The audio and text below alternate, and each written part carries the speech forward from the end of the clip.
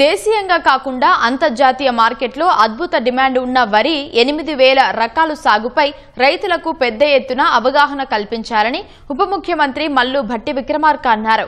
Hyderabad ప్రజాభవన్లో deputy CM అధ్యక్షతన మంత్రివర్గ ఉపసంఘం సమావేశం జరిగింది. కార్యక్రమంలో మంత్రులు తుమ్మల నాగేశ్వరరావు, శ్రీధర్ బాబు, ఉత్తమ్ కుమార్ రెడ్డి పాల్గొన్నారు.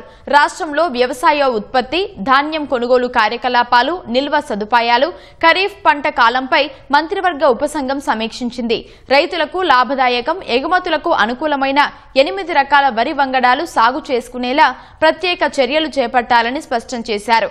మార్కెట్లో సన్న బియ్యానికి క్రేజ్ దృష్ట్యా అమెరికా, ఆస్ట్రేలియా, యూరప్ దేశాల్లో బియ్యానికి ఎగుమతి చేసే నాణ్యమైన వంగడాలు సాగు చేయాలని చర్చించారు.